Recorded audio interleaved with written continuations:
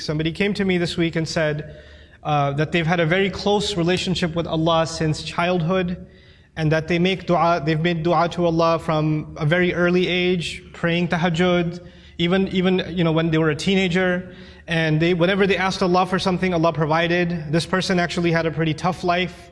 Father passed away at an early age, no brothers, and this woman has lived a pretty lonely life and basically decided to really truly depend on Allah.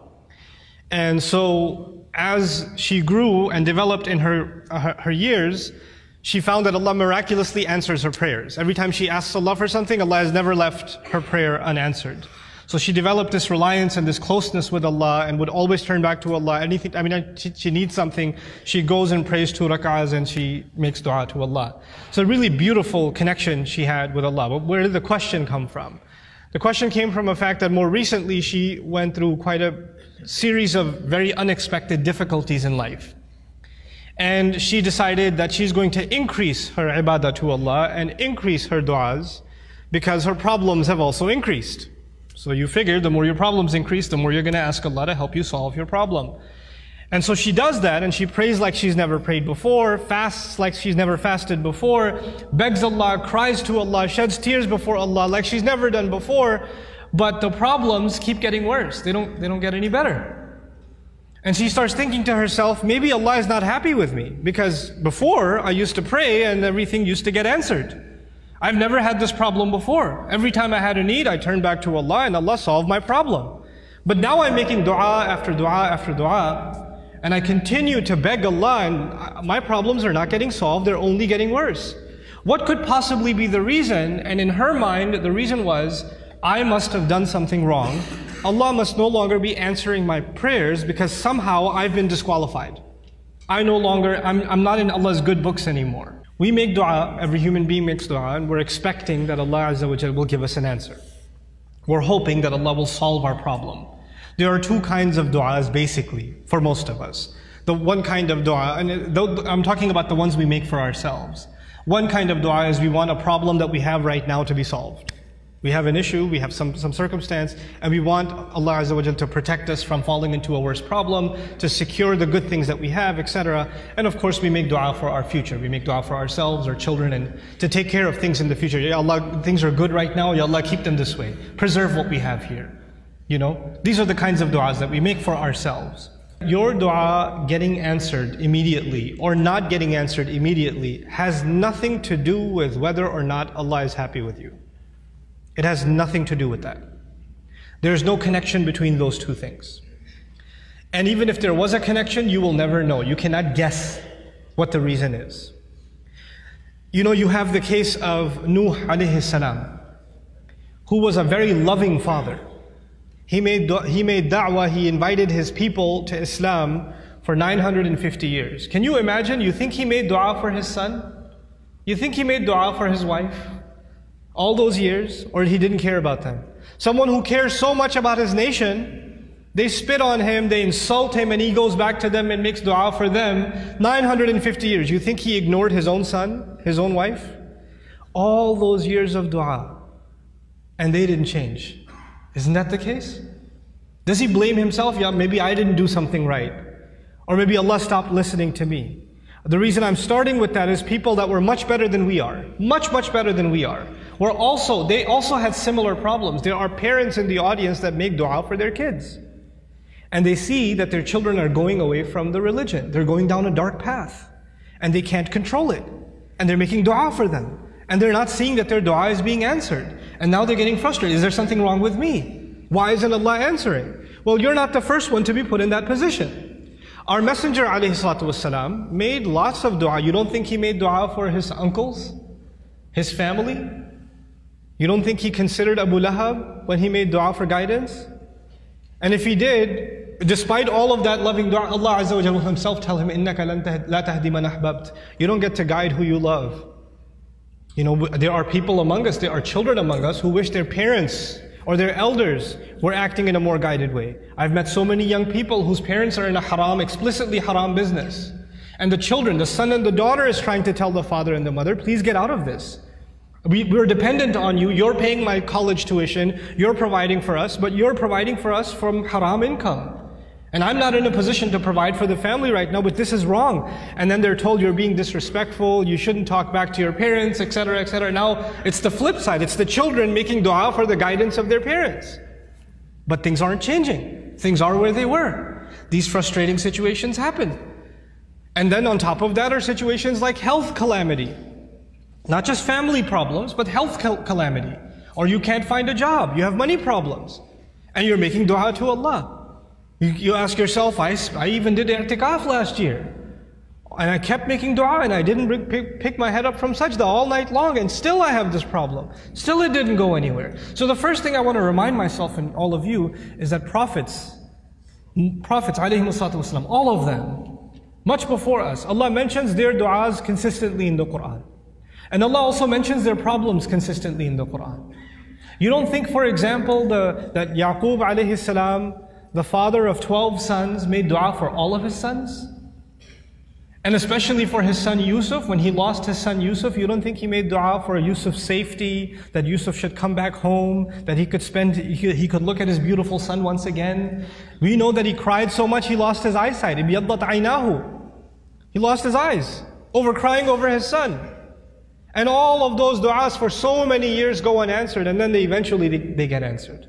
You don't think that the mother of Musa alayhi salam, when she put her baby in the water and the river just takes the basket away, the basket could flip over any time. And how do you know the basket is waterproof? How do you know it's not going to leak? How do you know it's not going to hit a rock and it's done? You're throwing something in a river. It's not a joke, it's a baby in a river. You don't think that mother is making dua to Allah?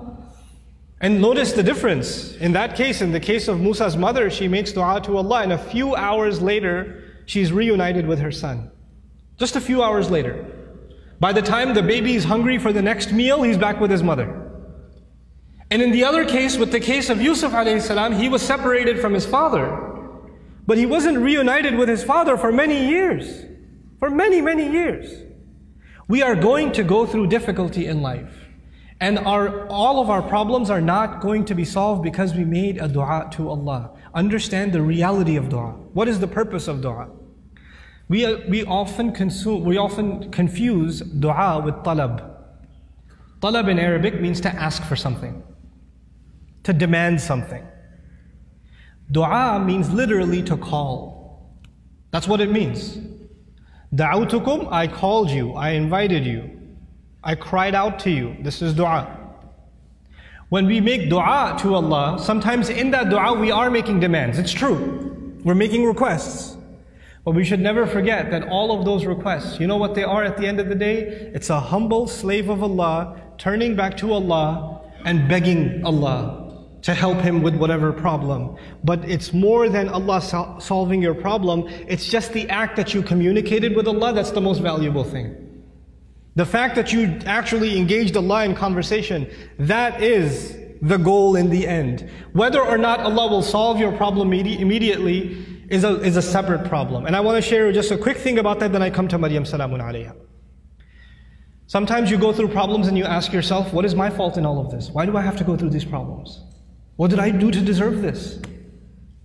Let me ask you this. Yusuf alayhi salam was a child, right? A child by definition is innocent. What did a child do to deserve being kidnapped? What has a child ever done to deserve being thrown inside of a well in the middle of the woods? What has a child ever done to deserve being sold as a child slave in a different land?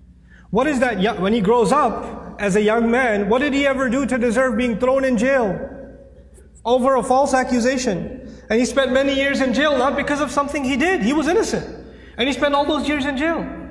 He went through situations in life that if anybody else went through those situations, you'll say, life is unfair, man, what are you going to do? Life is unfair, But you know what happens to a believer? They don't just say life is unfair. They say Allah is unfair, ma'adallah. Allah did that to him. Yet Allah says in Surah Yusuf, Wallahu ghalibun ala amrihi. Allah was overlooking everything he did in his decision. Every decision that was made for Yusuf, Allah was dominating that decision, overlooking that decision. How? Sometimes you and I go through difficulty because Allah knows something better is coming. Sometimes that better thing that is coming is for you. Sometimes it's for somebody else. Sometimes it's not for you. Sometimes it's for somebody else. Sometimes the benefit of your difficulty will come back to you, the return will come back to you while you are still alive. Sometimes the return is meant to come back to you after you go back to Allah. What happened with Yusuf alayhi salam? A father was separated from a child. It's a tragedy, isn't it? But imagine if he was never kidnapped, he would never be in the well. If he was never in the well, he would never end up in Egypt. If he was never in Egypt, he would have never grown up there and been thrown into prison. If he was never in prison, he would have never met those two guys he met in prison, whose dream he interpreted. If he never met those two people, one of them who got to live and go back to the king, and when the king saw a dream, a strange dream, he would have never said, wait, I know someone who can help interpret your dream. And if that never happened, and you know what that dream was? 7 good years in the country, and 7 years there's not going to be any crop, any produce, any harvest. People are going to starve to death. If Yusuf was not in prison, alayhi salam, and then was taken out to interpret that dream at that time, there would have been an economic, financial, social crisis in the country, and hundreds of thousands of children would have starved to death. One child suffered for a few years. But because of that child suffering, Allah's plan was to save a lot of families, a lot of fathers and mothers from losing their children to starvation.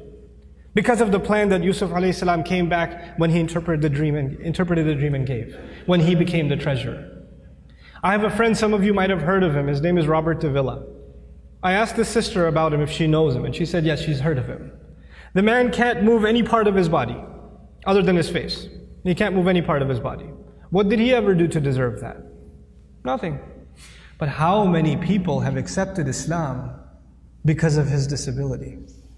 How many people have just heard about that and have come back to Allah? How many people that were ungrateful in life, even though they were Muslim, they were only Muslim by name, and decided to submit their heart back to Allah because that man is sitting in a bed. His suffering, his pain becomes guidance for millions of people. You understand? Sometimes the difficulty you and I go through is actually a small price to pay for a lot of khair, a lot of good that will either come to me now or it will come to me in the akhirah, will come to me after I go back to Allah. So our du'as are not the same as placing an order.